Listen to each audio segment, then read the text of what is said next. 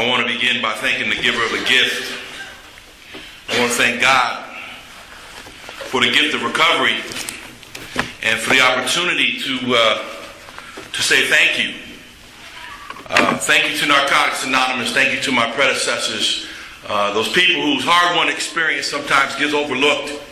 I have a lot of respect and admiration for anybody who has been of service to this fellowship, either before me or after me, because it is service that helps us come together and keeps this thing alive. It is in the spirit of giving, in the spirit of selflessness, that this is all possible. I want to thank the convention committee for all their selfless service, for all the maybe differences that they had during the convention year, learning to be disagreeable, right? We have to learn to disagree without being disagreeable. And I'm speaking from experience. I've served on our convention committee back home for the last 10 years, and so I want to applaud the convention committee for the wonderful job that they did this weekend.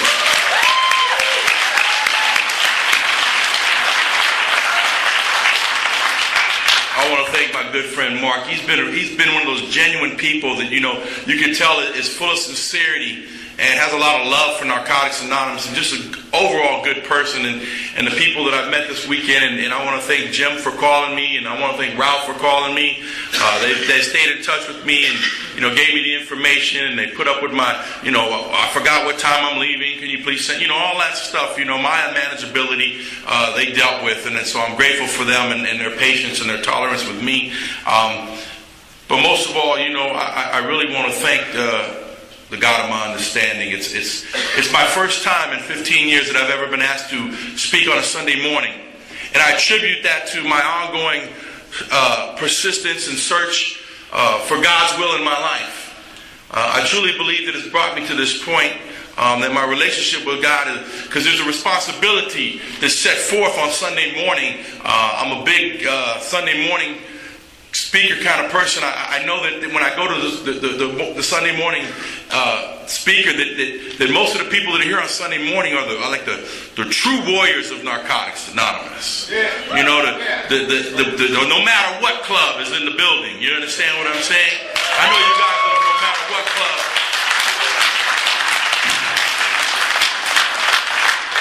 And I have to understand. I recognize that this is a celebration and not a graduation, and that we leave here. And what happens for me on Sunday mornings, I don't know about anybody else, but there's been such a wonderful weekend, and the expectations were high, and I've had so much love and hugs, and everybody's here. And then when it ends, I kind of go through this grieving process. I kind of come down. It's kind of like, I don't know how, it's something that comes over me, and I kind of get lonely real quick after the convention's over, and I'm in my room, and I'm packing, and I'm leaving, and I'm going away. And what I usually do to offset that is I put in a speaker CD from the convention, and I get that jolt again, and I go home, and the vibration that happens in the rooms after the convention is amazing, because everybody is on fire and their spirits are filled, and it's important that we keep regenerating that over and over and over and over again in our lives. I know that as a speaker, my job is to maybe plant the seed in somebody's heart that any addict can stop using, lose the desire to use, and find a new way to live.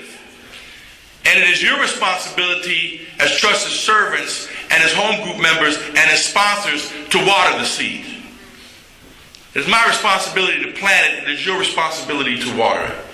And that's what my predecessors have done for me. That's what my home group has done for me. That's what my sponsor has done for me. This morning I got up, and the first phone call I made, I called a dear friend of mine in New York. His name is Raymond R., who I love dearly, who has made an impact on my life.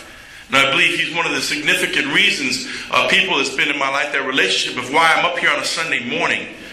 Because I have such an admiration and a love for the relationship that he has with God. And I want what he has. And so I called him this morning, and we sat in prayer, and he prayed for me over the phone. And he has a sacred romance with God. And it's undeniable. And I can't deny it. And so I sat in prayer with him this morning, and then after that I called my sponsor. I spoke to my sponsor for a few minutes, and he informed me that one of my sponsee brothers had passed away.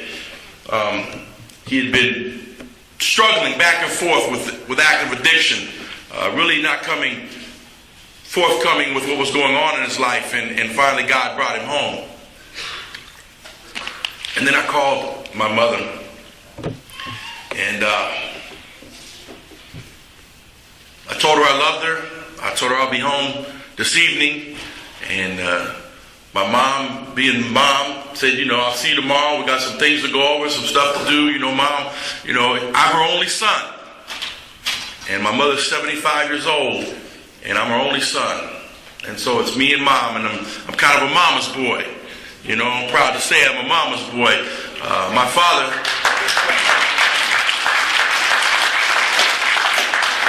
passed away when I was 20 years old, and I was in active addiction. And so really, it truly has been me and mom, and you guys truly are my family, because I have half brothers and sisters on my father's side, but truly, you guys are my brothers and sisters. Because I spend so much time, all of my holidays and all my special times in life for the last 15 years have been spent with you. I spent many nights in marathon meetings over the holidays and Thanksgiving and over over different holidays. And so it's been important that I've cultivated relationships with other people. And my clean date is December the 12th, 1995, which tells you that I got clean right before a whole group of, there was New Year's Eve, and there was Christmas Eve, and so I had to deal with all these emotions of being clean through these tough times of people that usually celebrate.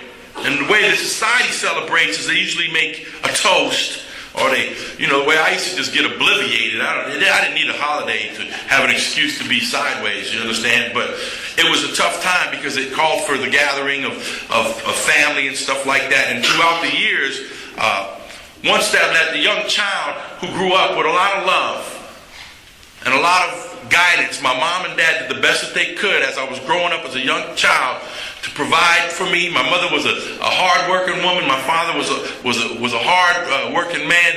They were just two simple people who provided, who had a child. And my father had the disease of addiction.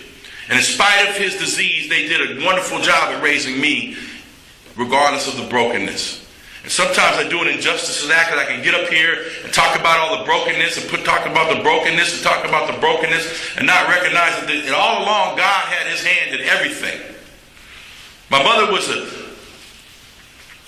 born in the Boot Hill of Missouri. She was a little country girl. Used to pick cotton as a child in the fields. My father was born in a little town called El Salto, Mexico. He was the oldest of all of his brothers and sisters. He didn't speak English very well, but he was gifted with the gift of music. And my father had a beautiful voice, and he could sing. And he was a very loving father. But he wasn't the kind of father that took me camping, or he took me to the ball game, or supported me in any sports activities. That wasn't my father's makeup. He just wasn't raised that way. And so mom and dad did a very good job at raising me, but during the course of being a child, I was at the expense of our husbands, our wives, and our children. Addiction ravaged my household, and it separated my family at a young age, as my mother had to raise me by herself for a short period of time. And what had happened during that course of that time was when I was growing up, and I was at a young age, and I was easily influenced, and I was looking for love and acceptance. And I seemed to find love and acceptance in a lot of different places. And I started to have an attitude of apathy, as our literature describes it. And I remember as a young kid starting to accept punishment as just a way of life. I was just going to get in trouble. My mother was the kind of mom that disciplined me, and she was loving, but there was times where, if there was a Hot Wheel track laying around and my ass got out of line, ow! That's just what happened. My mom would get me with the Hot Wheel track, or she'd take off her chanclas or whatever she had to do to kind of get my attention, and as a young kid, that worked for a little while. But I remember even being a young boy and walking into the supermarket, and I remember asking my mom, "Can I have some candy?" And she said, "No, you cannot." And I remember my little grubby hands grabbing that candy, and unfortunately for me, I grabbed the caramel, And as you all know, caramel, you can't chew them all that fast. And so I got caught. She said, "Where'd you get that from?" And she marched my little ass back into the supermarket, and I had to make amends, and I said, "I'm sorry," right? And I had to pay for the candy, and you would think the lesson had been learned. But that wasn't the end of the road. That was just the beginning. There was something that in my spirit that cried out for something different. And it began with adrenaline and doing things that I knew I shouldn't have been doing. And I realized through my inventory that negative attention is better than no attention at all. Because I was an only child, I sought my mother's attention, and I did things that called for, I'd pull on the phone cord, or I'd do something that I knew was wrong, but I did it anyway. And then as I got older, I'm talking about at an age, I'm taking you guys back to like when I was a little kid on Saturday mornings, and I used to eat Count Chocula cereal in front of the TV and watch cartoons, and I would just get a big, that was my favorite day of the week, was Saturday mornings. And Schoolhouse Rock would be on, I'm Only a Bill sitting on Capitol Hill, and all 3, 6, 9, 12, 15, 18. I used to love Schoolhouse Rock. Sometimes I go on to the, one of those sites, and I just put them in, I just watch them, and I relive my childhood, and I get excited, man, and so, as I was growing up, it began, I started to do things where, I could tell that, I could age myself by telling you that I started watching cartoons, and I started watching American Bandstand, and I started watching Soul Train, and I started to grow, and the things that I wanted to do were different. My influences began to change. And what happened for me is some group of men, some guys, some family moved in across the street, and some of those people who lived across the street happened to be, and I live in Southern California, where the gang it's very populated by gangs. And what eventually happened is I spent a lot of time across the street. My mother always had words of wisdom for me. She would tell me, be careful, don't go over there, watch out for those guys. And wherever my mother told me not to go, I usually ended up like peeking around the corner to see what she was talking about. Why shouldn't I go over there? And so I ended up being across the street doing a lot of things that involved criminal activity at a young age. It started off very young and innocent. We would do things, you see on television, and it's kind of funny. When you think about it now, it may be funny, but if you're the recipient of one of my little pranks, it's not so funny. But as kids, we used to do silly things. Like one of the things we used to do is we used to make phone calls. And ask me, is your refrigerator running? Shit like that. And then they would say, yes, why? Well, you better go get it. All that kind of stuff, right? Ding dong ditch, And then I would climb up on the church roof, and cars would drive by. We'd throw a rock at the car, and wait for that, and then we have an adrenaline rush to get them to chase us. And I did all kinds of stuff as a young kid that seemed kind of innocent now, but I can tell you, if I was driving along any street and someone threw a rock at my car window, I wouldn't be happy. But looking back on it, it was kind of just being mischievous and being, what boys do and stuff like that. And so I got into some trouble at a young age, and my mother tried to do the best that she could.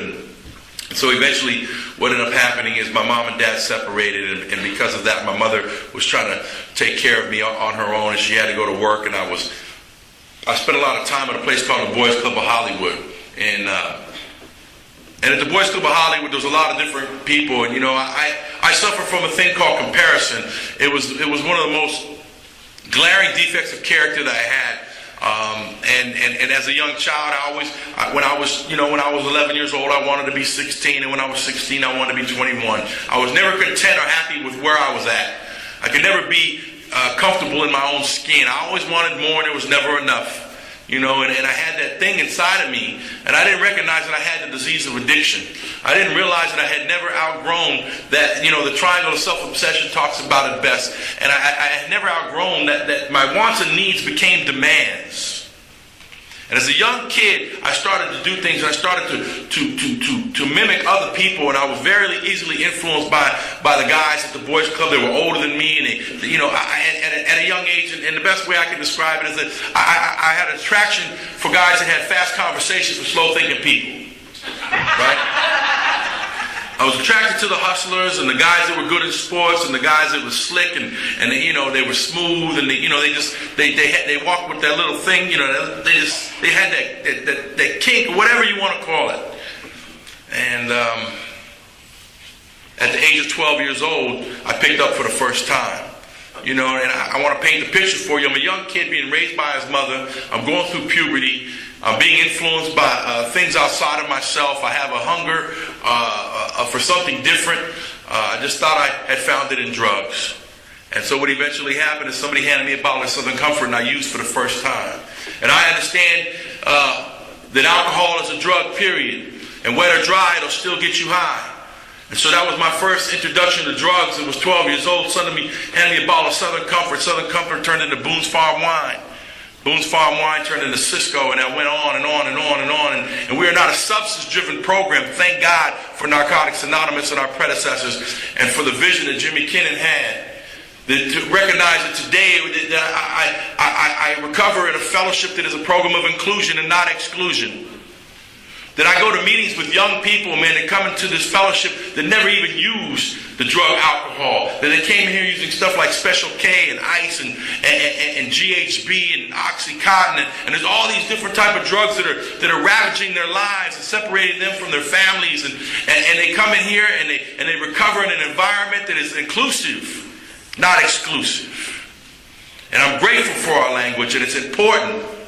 And it's important that I had an understanding of that. And I'm grateful for my sponsor that explained to that. And I'm grateful for the H&I do's and don'ts that tells us to explain our language. We are worthy of our own language. And so at 12 years old, I picked up and I used for the first time.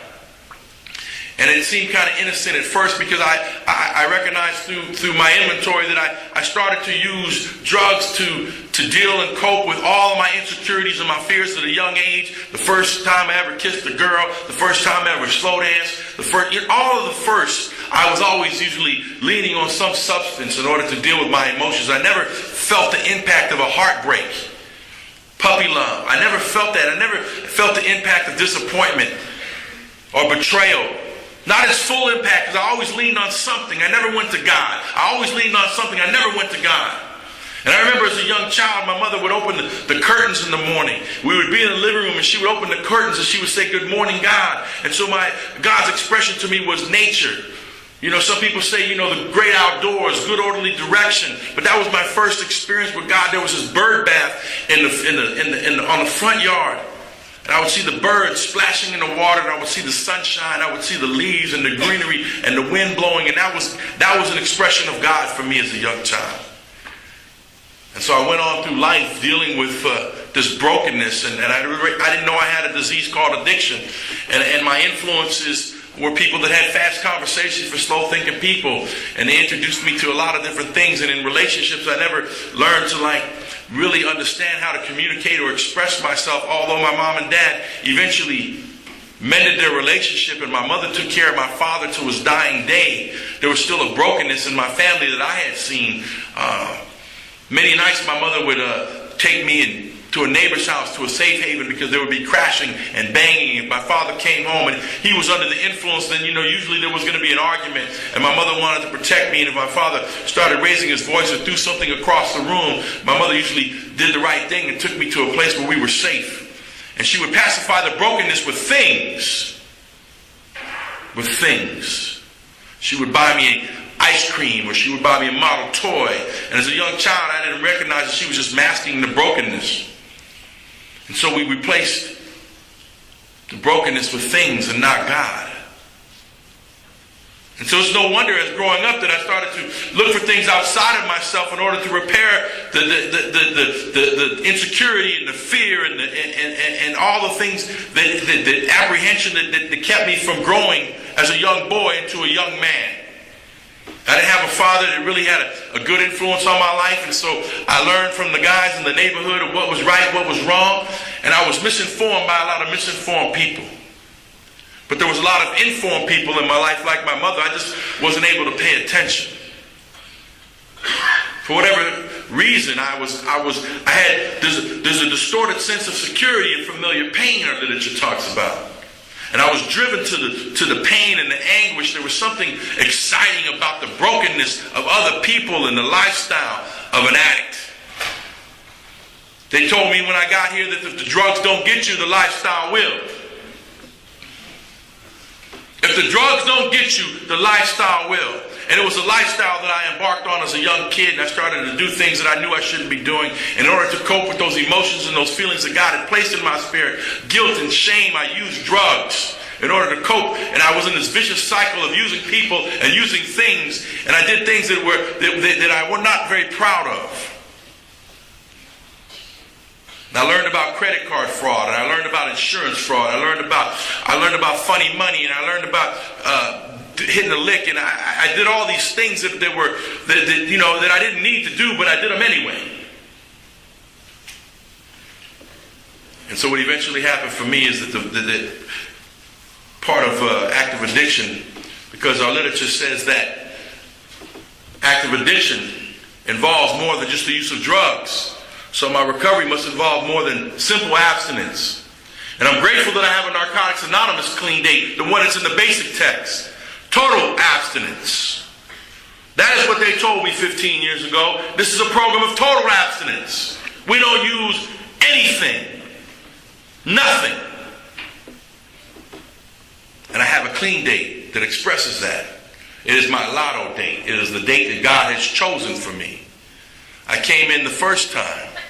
And I'm grateful. That doesn't say anything about anybody else. It says everything about the program of Narcotics Anonymous, because I didn't do it on my own. I understand that I opened up with gratitude, because gratitude without expression is like wrapping a gift and not giving it. For me to come up here and say that I'm grateful and not express that would just be a crime. But gratitude is best expressed in service, in love, and giving back, and sponsorship, and being a sponsee, and all those things. But getting to that point, man, I went through an emotional upheaval of making bad choices and embarrassing my family. And it talks about at the expense of our husbands and our wives and our children. Well, it began at a very young age of me separating me from my father, and my mother being, having to take care of me, being a latchkey kid. Then as I grew up, it started to separate me from my family, because I became ashamed of who I was and what I had become and the things that I was doing. And I didn't show up for a lot of different holidays, and I begrudgingly came to family events, and I showed up, I just wasn't very pleasant. I wasn't a very pleasant person. I wasn't happy on the inside. I was broken. And I remember using drugs. It got to a point where I started using drugs against my will.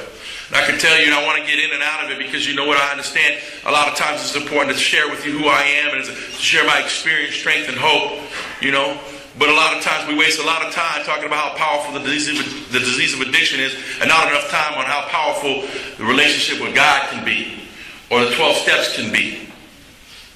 But the obsession and the compulsion and the complete and total self-centeredness ravaged my life. And I remember being obsessed and thinking about a particular drug, and it had the ability to change the way that I feel physically. Because I would obsess on something, and I remember being, young kid, and I would always have a middleman. And when I was younger, and I told this guy, can you go get me this? And boom, and I gave him the money. He would go around the corner, and I'd be sitting there in the car waiting, because the dope man didn't want nobody to bring traffic to his house. So you had to sit and you had to wait. And as soon as I saw him come back around the corner and he came into my view, all of a sudden my palms got sweaty, and all of a sudden my stomach started to gurgle, and I had to have a bowel movement. And I'm talking about something that's so powerful that I didn't even use yet. And it's changed the way that I felt physically. Then as soon as I got that particular drug in my hand and I used, I thought I was just going to use for a particular time or just for a particular amount. I was under a power much greater than myself called addiction. And the compulsion began. And I went all night long in the self-centeredness of it all, as I thought I could stop whenever I wanted. And I thought that I wasn't hurting anybody but myself. And I didn't recognize that I was embarrassing my mother, and I was putting shame in between me and my relationship with God. I didn't understand that I was getting isolated more and more and more. And I got to a place, man, I got to tell you, right before I got clean, that, I was 155 pounds, and I was coughing up that green and yellow liver bile. And I had blood coming out of every orifice of my body, and I had diarrhea, and I had the shakes real bad, and I had suicidal thoughts, and I had insomnia, I had anxiety attacks and panic attacks. There was an overwhelming sense of doom, and I had nowhere else to go. God got my attention to the point where I cried out to Him from a place that I had never cried out to Him before. The best way that I could describe how I felt, a man named Sam Cooke said it best. It was too hard living, but I was afraid to die. A change is going to come.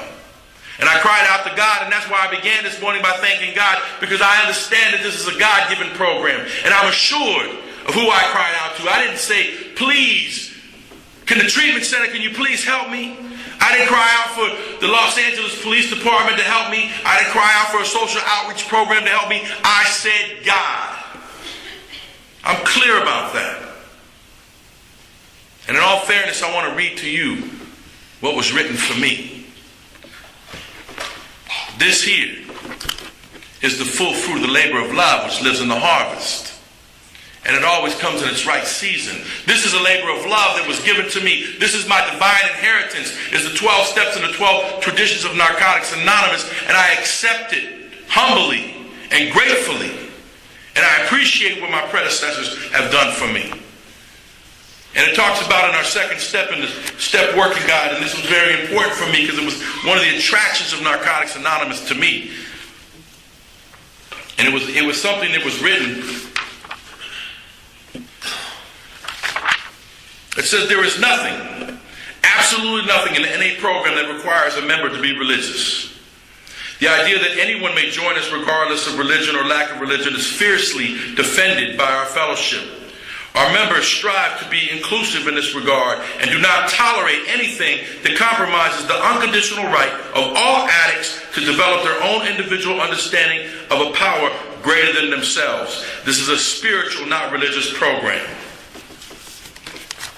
And so I don't have the right to come up here and shove God down your throat by any particular means or some place that I go to worship.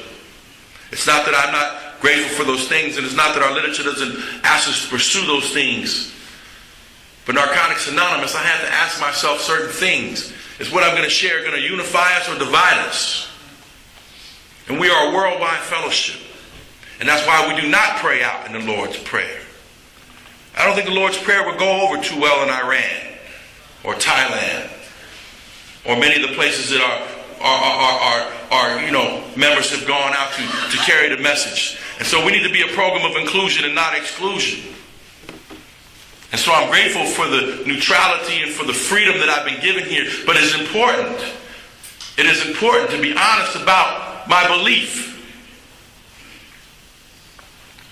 And so I went on and I begged God for help, and God said Narcotics Anonymous. And at 7 days clean, I had a seizure from the DTs, and that's why I said that alcohol is a drug, because I have my own experience. No one had to tell me that alcohol was a drug. It almost killed me. And I got here broken, and I got here desperate, and I got here dying. Gift of desperation, G-O-D. And I raised my hand. I called my friend Josh, and I said, listen, man, I'm scared. I don't want to die like this. Can you please help me? And he had 7 years clean in the program of Narcotics Anonymous. And he walked me into a little meeting on the corner of Fountain Fairfax in the greater Hollywood area of Narcotics Anonymous. I'm a proud member of the Monday Night Madness home group in the greater Hollywood area in the Southern California region. My home group saved my life on a continuous basis. We meet every Monday night. It's one of the most exciting things that I do every week is I go to my home group at 7:45 p.m. I get there early, right? My home group is comprised of 25 voting home group members. There's 150 people every Monday night. We have noisemakers. We have a bubble machine. We have a horn. We do a hug line. We do all kinds of crazy stuff under the umbrella of group autonomy, right?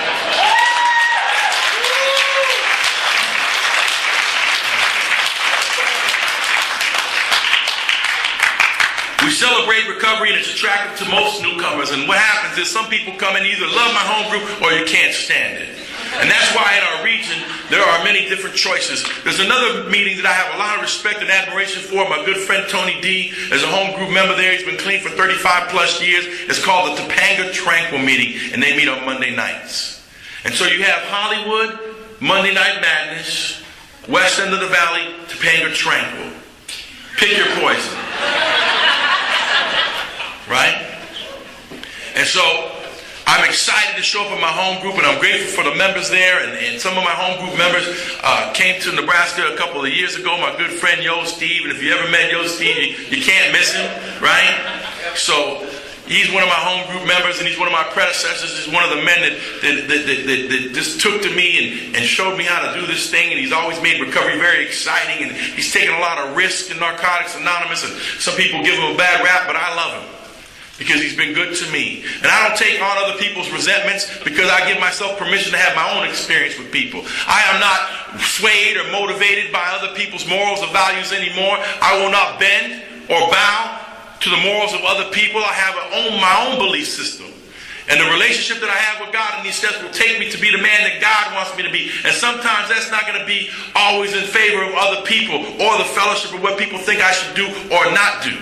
I'm grateful for the members who have taken the 12 steps into their own life and that have given me the opportunity and met me with my defects of character with love and tolerance and patience.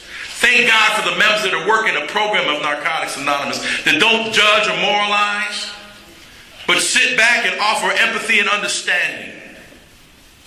And I understand that we are diverse within our fellowship, and I'm not talking about race. I'm talking about we all suffer a degree of sickness and rate of recovery. Thank God we're not all sick on the same day.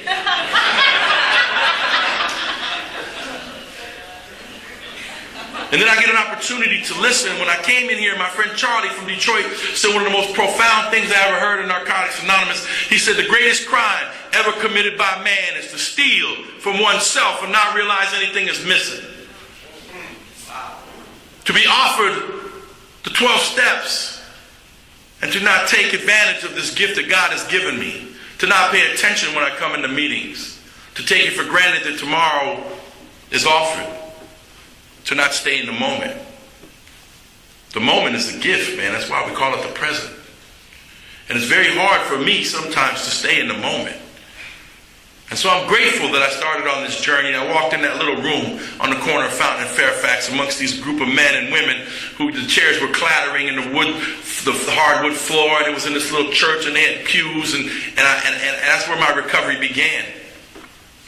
And I remember raising my hand at about 30 days clean because they needed a literature person at this group and nobody was stepping up to the plate. And it was a noontime meeting. See, I'm a noontime meeting guy. I don't know about you guys, but my heart is in the noontime meeting. My home group meets at night, but I still serve at the noon meeting because that's where the newcomers are. Those men and women saved my life, and I have a debt that I can never repay. And so I stay, and I'm of service, and I've had a service position in Narcotics Anonymous ever since I've had 30 days clean. And it's not because I'm wonderful. It's because I'm self-centered. It truly is. God has given me a platform, a way out to not be so self-obsessed because I'm an only child. I came to you guys with issues. I have entitlement issues. I'm an only child. I'm self-centered. I'm greedy. I don't play well with others sometimes unless there's a motive. I know these things about me because the inventory has revealed them to me because I asked for a relationship with God and I turned my will and my life, my thoughts and my actions over to Him. And He revealed to me where the brokenness was. And I shared with my sponsor and I cultivated a relationship with the steps that is undeniable. And it expresses itself in the way that we live. And I'm grateful that you guys were the power of example. That you show me the proper way to live. And I would ask God, take my will in my life, guide me in my recovery, show me how to live. Well, you showed me how to live through your lives. And you were the power of example. And some of you even cultivated a relationship with God that was so deep that you eventually became the examples of the power. And that was deep for me. How other people affected me. How they lived their lives, what they said, how they treated their children. And the journey of recovery has been a wonderful journey. It has been anything less than exciting. Like, I mean, living and enjoying life. When I got here, I went through all those first clean. I remember going to my first Narcotics Anonymous dance clean. I was uncomfortable. I felt like that little kid in junior high school that had that jukebox playing, Knights in White Satin. And you had to ask, I heard somebody, I think it was Gary, who was mentioning about asking the girl to dance and became his wife. Well, that wasn't my story. The first young lady I asked to dance in Narcotics Anonymous said no too. And I took that long walk of shame across the room, and it brought back feelings of when that little girl in junior high school told me no. And I turned back around to watch her on the dance floor with somebody else. And I never forget that feeling that we have. We carry that with us a long time. And I recognize where the control came from. Because I wasn't raised that way. But in every relationship that I entered into, I became this very insecure, controlling young man. I even became physical in some of the relationships that I'm not proud of being that kind of a man. Or less of a man. But that's exactly what the disease had done to me. I didn't understand about being powerlessness. I had no idea about any of those things. I didn't learn that at home. Although my father was violent to a certain degree, I never saw him put his hands on my mother. He would raise his voice, he would throw things, and my mother would take me to some place that was safe. But I learned that from the guys in the neighborhood. It just seemed to be the common theme. And so I came to you guys with a lot of issues. And I was broken. And I asked this man to sponsor me. I remember the first man I asked to sponsor me, he said no, and they told me to be vigilant about my recovery, man, to safeguard this thing. I needed somebody to guide me, and you know what? If you didn't have a sponsor, you had a fool for a sponsor. And so I asked this man to sponsor me. He said, I want you to call me every day for 30 days, and if you can do that, at the end of 30 days, you have yourself a sponsor. And he made requirements of me. He made me go to every meeting, get phone numbers from people that had clean time. And he told me you needed to get a service position. And I want you to make sure that you have the basic text and it works how and why. And I want you to read the just for the day every day. And he would share things with me that weren't so pleasant. He wasn't so concerned about my feelings as he was about my well-being. He told me things like, God gave you 2 ears and 1 mouth. He probably wants you to listen twice as much as you talk.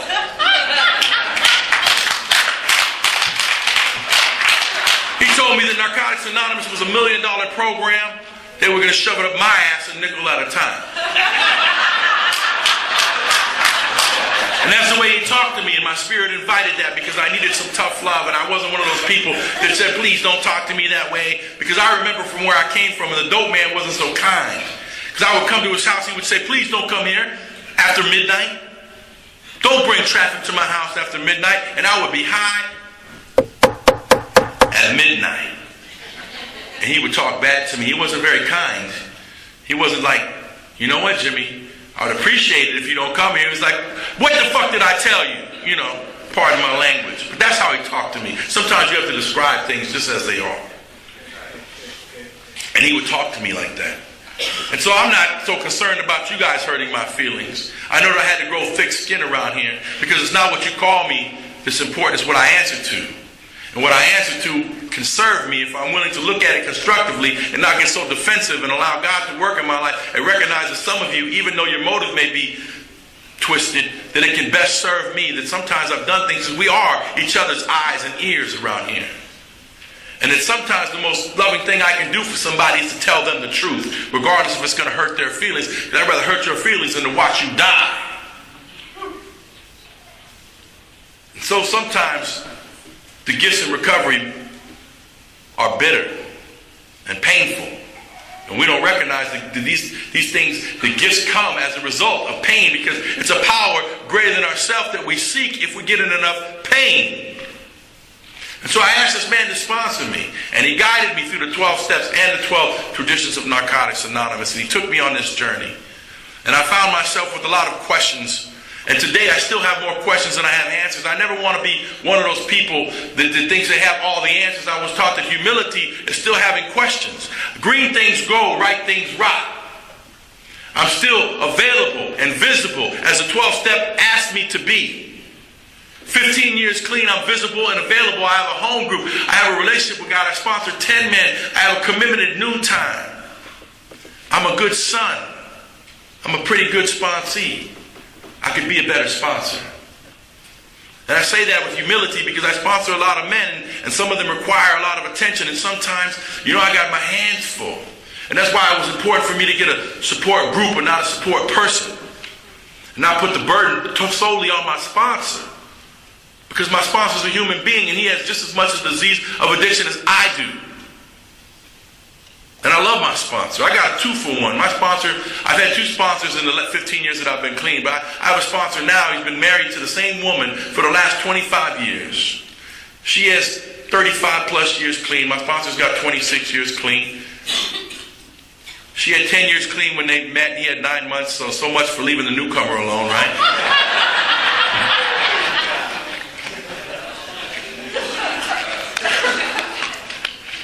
And they've been together, and he has something that I want. And I'm grateful for my sponsor. I'm grateful for the love. I'm grateful for the people in Narcotics Anonymous that have tolerated me throughout the years. And I'm one of those people that's been involved in service. And I'm very opinionated. I'm very passionate. And sometimes I can be self-righteous. And sometimes I can be very arrogant. And sometimes I have to come back and make amends. But I know one thing's for sure, that I love this fellowship. And that I am in debt.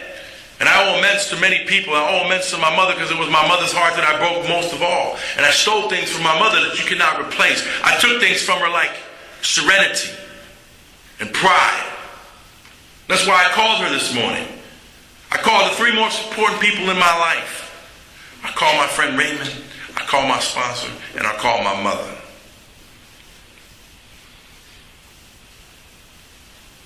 Valentine's Day was a few weeks ago. I don't have a significant other, and it's kind of a humorous thing, relationships for me, right?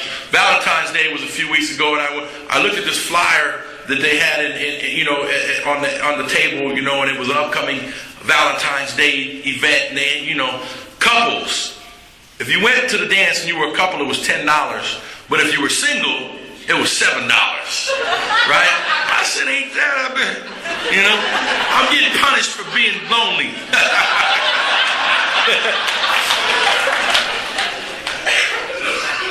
But I'm grateful because every relationship that I've entered into, whether it's been somebody in the fellowship or not, most of them have been women in the fellowship because this is where my heart is. This is where I socialize. And I got to tell you that it is challenging to be in a relationship in Narcotics Anonymous in full view of an entire fellowship. Worldwide fellowship. Right? And I got to tell you, when you start dating somebody in Narcotics Anonymous, you're not just dating them, you're dating them, the sponsor, sponsee sisters. Everybody got an opinion. And it's very, walking around, did she tell her? Did she tell her? Did they talking about me? I'm self-centered as it is. I heard a guy once say he was so self-centered, he went to the football game, when he got in the huddle, he swore they was talking about him. And that's how I came in here, very self-centered, very self-absorbed, right? And so I think you were talking about me. And so, relationships have been a challenge, but they've been my greatest teacher. They've introduced me to the brokenness of where I needed to work on, because immediately after a few weeks of being in a relationship with somebody that I really care about, the insecurity, fear, the control comes up, and I have to greet those things with the principles that I've learned in Narcotics Anonymous. Just because you think it don't mean you need to say it. And thank God I have the ability to let other people be wrong. See, when I first got here, I couldn't let you be wrong. And if you were wrong and I knew it, I reminded you that you were wrong. I didn't know how to forgive and forgive the debt, completely let it go. I still learning about forgiveness. I asked my friend Raymond, I said, how do you deal, how does that work? He said, true forgiveness means you forgive the debt, whether it's owed or not. And that was deep for me. That was deep for me because I've had conflict with some of my brothers and sisters in Narcotics Anonymous. And I thought there was something wrong with me. And I always know that the literature is the truth. Even the literature says that we have seen 2 members who don't normally get along set aside their differences to work together for the newcomer. That means that we're all not going to get along. And I think that's important because my sponsor has been in this relationship for so many years, and I asked him about that. He said it's important. He said if you're in a relationship and people aren't arguing, that means that somebody's voices are being heard. That usually means that somebody's being walked on. And so I've had to learn to speak up for myself, and I've had to learn to disagree without being disagreeable. And I've had to learn certain things, and I had to recall on on some of the jewels that my predecessors had shared with me. My dear friend Beaver Lawrence used to say, anybody can catch, but can you hold? He would say it with conviction.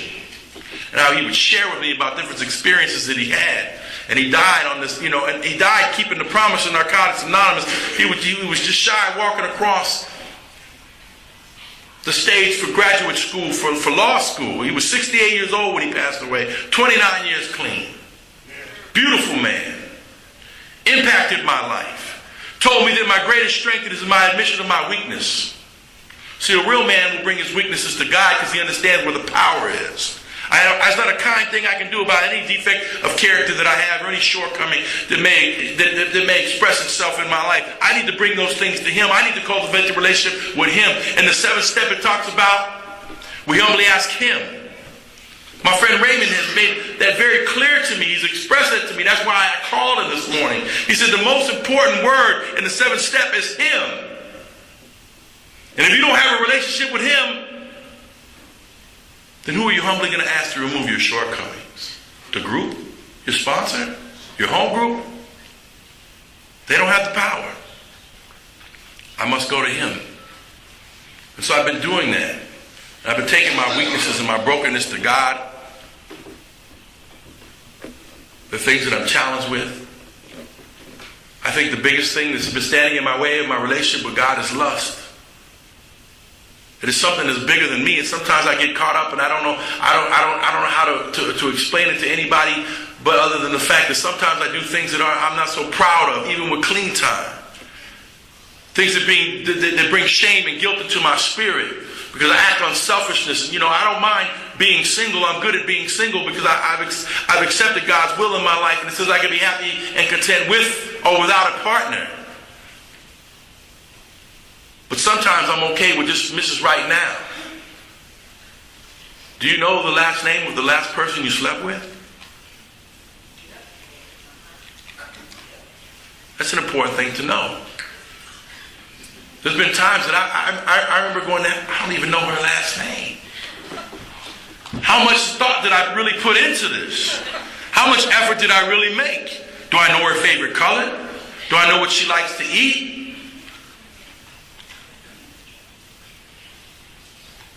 Just for today, talked about rationalization. I could fall back on the principle of there's no robbery and a fair exchange. But then again, do I want more for myself?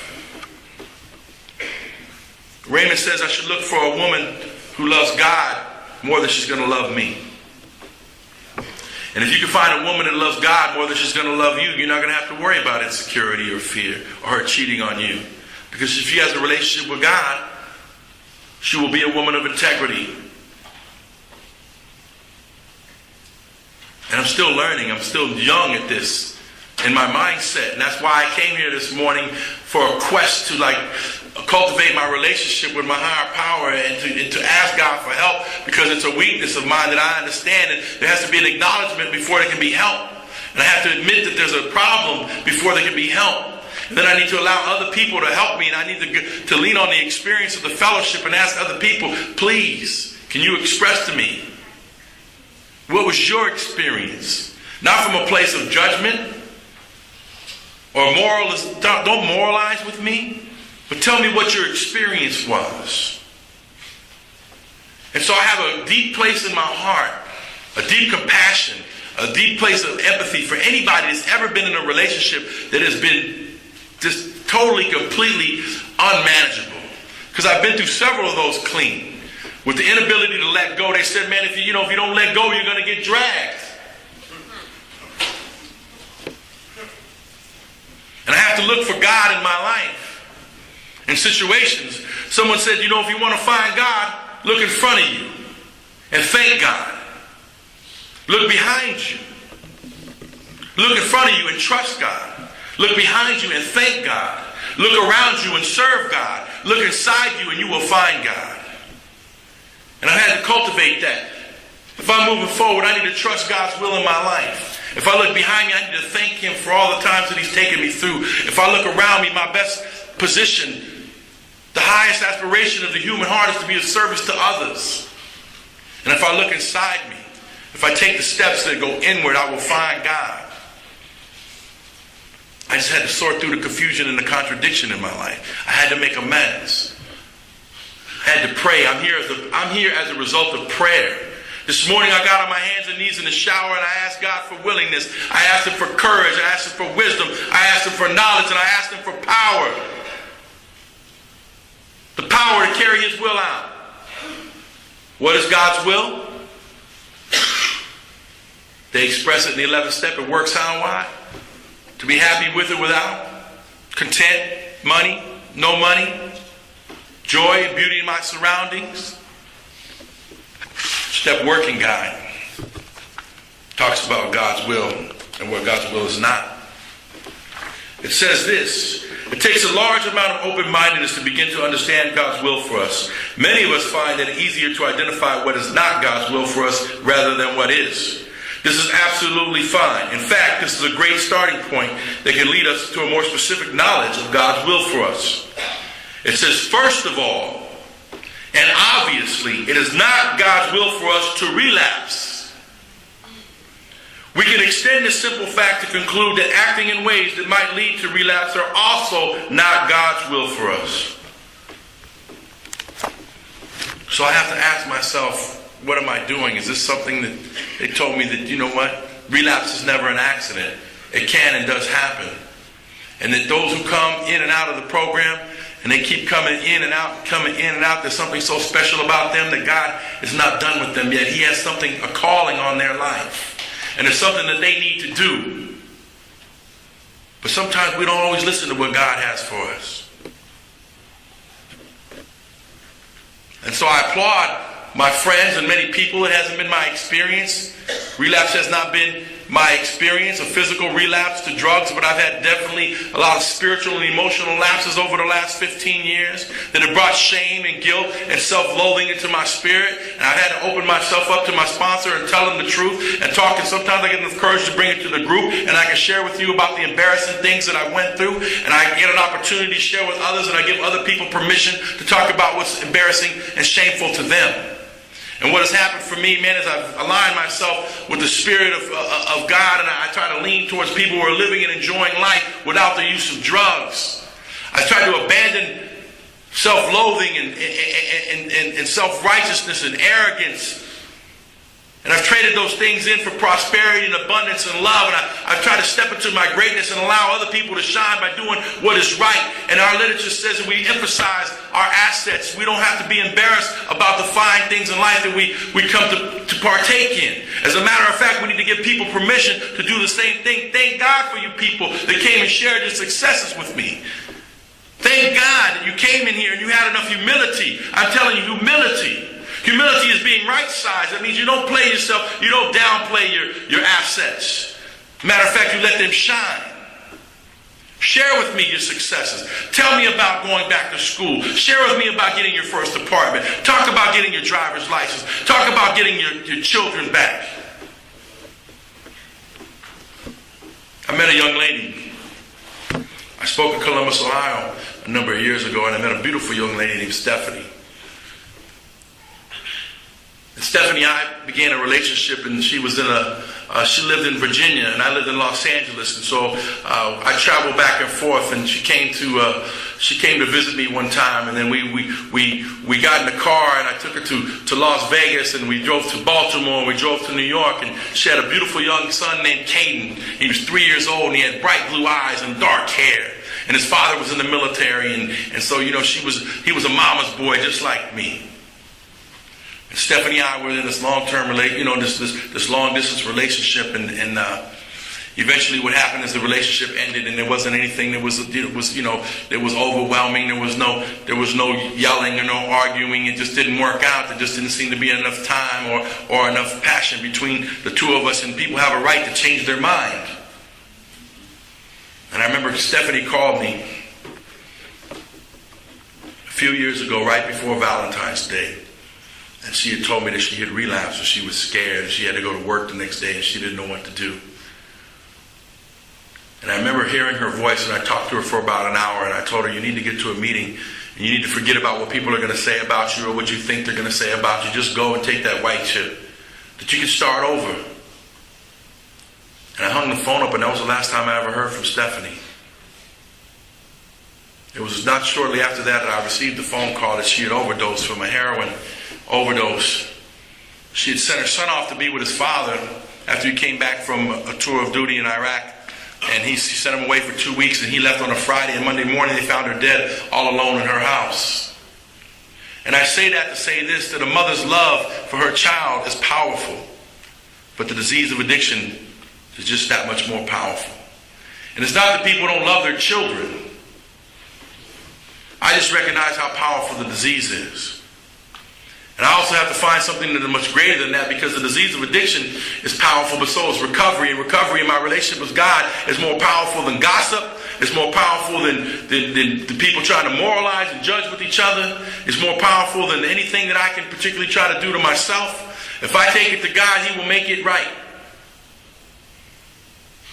I get an opportunity to stay clean. If I stay clean, then I'm winning.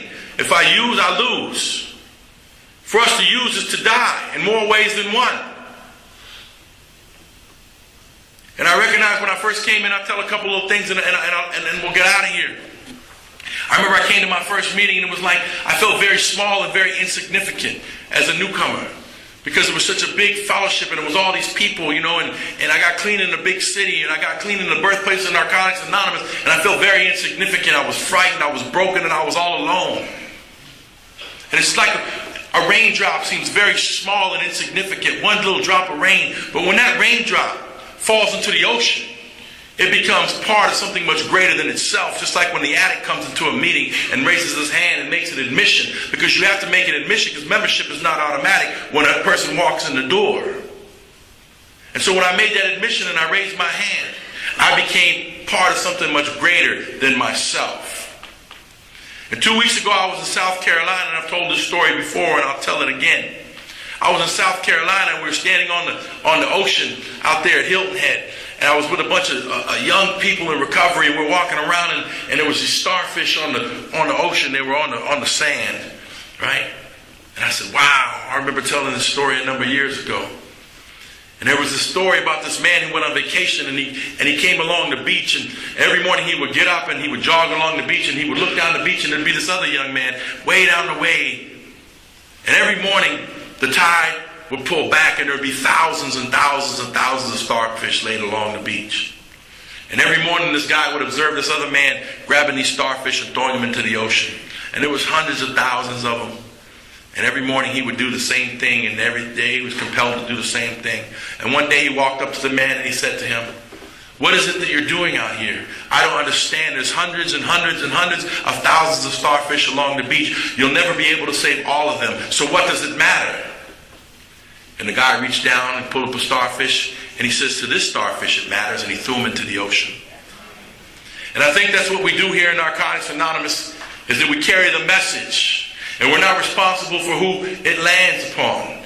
But we have a responsibility to carry the message. We have a responsibility to take the 12 steps and the 12 traditions into our lives and serve from a place of acceptance and love. Not to serve from a place of self-righteousness and arrogance. If I'm doing service without taking the steps, then I'm doing a disservice. If I don't understand about group conscience, what's good for the group is good. We're never in competition with each other. Motive, doing the right thing for the right reason. All of that stuff it's imperative that I understand it if I'm willing to be a useful vessel that God is going to use to continue to serve in this fellowship. My friend Randy told this story a few weeks ago in my home group, and I asked him permission. I said, Randy, can I tell that story? Because it impacted me. It affected me. And he said, Jimmy, everything that we hear here doesn't belong to us. Share it with other people. And he told the story about this guy, right? He said, Jimmy, put your own little twist on it, so I'm going to put my little twist on it. He told this story about this guy who used to build tunnels. And he was a tunnel digger. And he was out there, digging into the side of the mountain. He was digging and he was digging and he was digging and he was wishing that he wasn't a tunnel digger. And the king came down and he was looking, and he was checking out the work that was being done. And he said, God, I wish I was the king. And poof, he became the king. And he sat there with his robe and his big robe and all the gear, and it was a hot sunny day, and then he stood there as the king, and he said it feels good to be the king, and all of a sudden he felt the heat, and he felt the heat on his neck, and he said it sure is hot. And he says, you know what? I don't want to be the king. The sun is powerful. I want to be like the sun. The sun is more powerful than the king. And he said, God, I want to be the sun. And poof, he became the sun. And he began to shine his light and his rays, and he began to nourish, and he began to breathe life. And he said, wow, this feels good to be the sun. And then one day a cloud came and blocked the sunlight. He said, wow, God, the cloud is more powerful than the sun. I don't want to be the sun, I want to be the cloud. And poof, he became the cloud. And the cloud began to rumble, and it began to shower storms, and it began to water the earth. And he said, it feels good to be the cloud. And then one day the wind came along and started to blow the cloud away. And he said, God, I don't want to be the cloud anymore, I want to be the wind. And poof, God made him the wind, and he became the wind, and he started swirling around, and he started breathing life into people, and he started going through the town, and he came, and he was just rolling around, and boom, he came up against the mountain. And he couldn't go anywhere. And he said, God, the mountain is more powerful than the wind. I want to be the mountain. Poof, he became the mountain. And he stood there in all his majesty, the mountain, steadfast, sturdy, strong, powerful. And along came a tunnel digger.